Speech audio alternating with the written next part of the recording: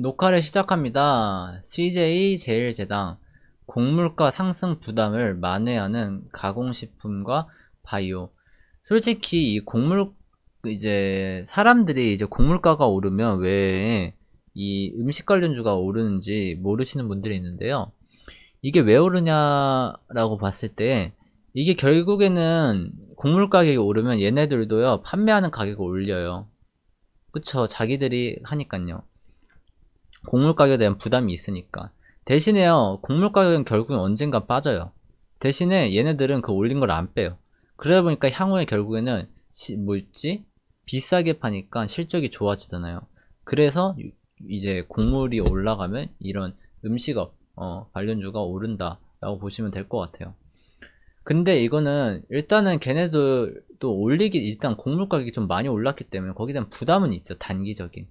우리가 지금 방금 말한 거는 장기적으로 곡물 가격이 하락했을 때 그 스프레드 차이가 나기 때문에 이익이 난다라는 거고, 일단은 목표 주가는 55만원이라고 잡혀있네요. 팬데믹 속에서도요, 운송을 제외하면 2021년도에는 영업이익 1조 1천억, 2019년도 대비하면 96% 증가. 그러니까 여기 보면요, 이건 코로나 이전으로 보는 거고 2019년도니까요. 2020년도 전년도 대비하면요 상승한 건 아니에요. 네, 상승한 건 아니고요. 곡물 매입 비중이 높은 사업부는요 소재식품과요 FNC 내 사료 사업 부분이라고 볼 수 있대요. 이 3개월에서 5개월 정도 시차가 발생할 수 있지만요, 두 사업부 모두 B2B 거래가 대부분 시차를 두고요 연중 가격 전가가 가능할 것 같대요. 곡물 가격 상승에 대한 2022년도 운송을 제외하면 영업이익이 한 4% 증가한대요. 좋은 거죠. 4%면 많이 증가하는 거죠. 예. 그렇다고 볼 수 있을 것 같아요. 기대치를 1분기에는 상회할 것 같대요. 실적이. 보면 영업이익이 전년도 대비 7%, 전분기 대비 하면 75%. 전년도 대비로 비교를 해야겠죠. 한 7% 상승한. 일단 그 이유가 이제 식품 부분은 견조한 내식 수요, 그리고 가공식품 그쪽이 9%, 그리고 가격 인상 영향으로 인해서 소재식품 19% 상승할 것 같고, B2C는 우리가 사 먹는 거예요. 우리가 비비고 만두 같은 거 사 먹는 거죠. 그런 게 B2C고요. B2B는요, 뭐 CJ 제일제당이 뭐 어디에다 어떤 회사에다 비즈니스 투 비즈니스라서 회사에다 파는 걸 말하는 거고요. 이제는 B2B 수요 회복으로요, 미국 가공식품 매출액은 16% YOY로 증가할 것 같다고 해요. 이 바이오 쪽도요, 사료용 아미노, 요새 사료값 진짜 비싸죠. 판가 상승 가격 영향으로요, 대두박 가격 강세에 따른 수요 증가 영향으로 바이오 매출액은 26% 상승할 것 같대요. 네. 일단 실적을 보면요, 이 회사는 솔직히 말하면 20년도의 실적이 확 달라졌어요. 19년도에서 20년도 넘어갈 때 이 코로나 수혜를 엄청 받았다고 해야 되나? 그래가지고 실적이 보면 이 영업이익도 50% 상승한 거 볼 수도 있고, 단기순이익도 350% 상승을 볼 수가 있어요. 근데 21년도엔 그 영향이 이어졌고, 22년도에도 이제 실적이 그걸 그냥 꾸준히 유지하는 편이지, 이게 또 거기서 상승한다는 건 아니에요. 그렇다고 봤을 때 얘가 성장한다라고 볼 수는 없거든요. 이제 그 곡물 가격 상승에 대한 상승은 있겠지만 뭐 엄청난 상승에 대한 그 상승은 없단 말이에요. 보면 컨센 예상치를 보면요, 그쵸? 보면 내년 기대치도 5%, 12% 정도죠.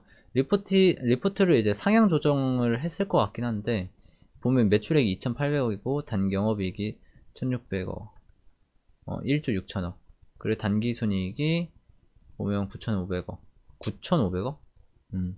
보면 여기 7천억, 7천억 정도, 그리고 1조 6천억, 1조 6천원이면 그렇게 뭐 크게 잡은 것도 아니네요. 네. 제가 봤을 때는 그렇게 좋아 보이진 않아요. 그러니까 성장률로 봤을 땐 그렇게 좋아 보이진 않아요. 제가 봤을 때. 왜냐면 이거 하도 시총이 크기도 하고 좀 그런 부분도 있다고 생각을 해요. 제가 봤을 땐. 차트적으로 봤을 때 얘가 좀 뭐였지? 그래도 얘 코로나 이전 대비하면요, 회복도 빨리 하고 주가도 한 2배까지 올랐어요, 단기간에. 25만원 하던 기업이 한 50만원까지 찍었으니까요. 그러다가 하락이 나왔는데 최근에 좀 바닥을 다진 느낌이 있어요. 왜냐하면 최근에 이 빨간색이요, 이제 코스피 지수인데요. 지수가 전저점을 이탈하면서 이번에 많이 하락했을 때 보면 이 주식은요, 전저점을 거의 이탈을 안 하는 걸 볼 수가 있어요. 그쵸? 바닥을 다지는 모습을 볼 수 있는 거예요, 이 모습에서. 그렇기 때문에 솔직히 차트적으로는 되게 좋아요, 이 주식은. 지금 차트적으로는 35만원이 바닥선이라고 볼 수 있을 것 같아요. 그러면 제가 생각했을 땐 이 회사가 멀티플이 지금 9배요. 내년에 한 8배 정도 되고, 그럼 저평가라는 소리기도 하거든요. 그렇기 때문에 제가 봤을 때 이거 박스권을 이 박스권 매매를 해야 될 것 같아요, 이 종목을. 이 종목은 박스권 매매를 하는 게 맞지 않나 라고 개인적으로 생각을 합니다. 이 35만원 이 바닥 부분에서 매수를 한 다음에 이 상단 부분에서 매도가는 한 49만원 49만원 제가 봤을 때 48만원에서 49만원 선의 이 윗부분에서 정리하는 게 맞지 않나 라고 개인적으로 생각을 합니다. CJ 제일제당이라고 보면 되죠. 현재 실적 좋긴 해요. 좋고 성장률도 그냥 꾸준하다, 무난하다 라고 볼 수 있을 것 같아요. 대신 차트적으로 좀 좋다 라고 보면 될 것 같고요. 지수보다 강했죠. 매도를 하실 때는 박스권 상단 부분이 제가 생각하기에는 이제 48만원 48만원 49만원 선, 매수를 하실 거라면 35만원 박스권 매매를 하는 게 베스트 같아, 이 종목은. 왜냐면 이게 바닥 다진 게 보였기 때문에.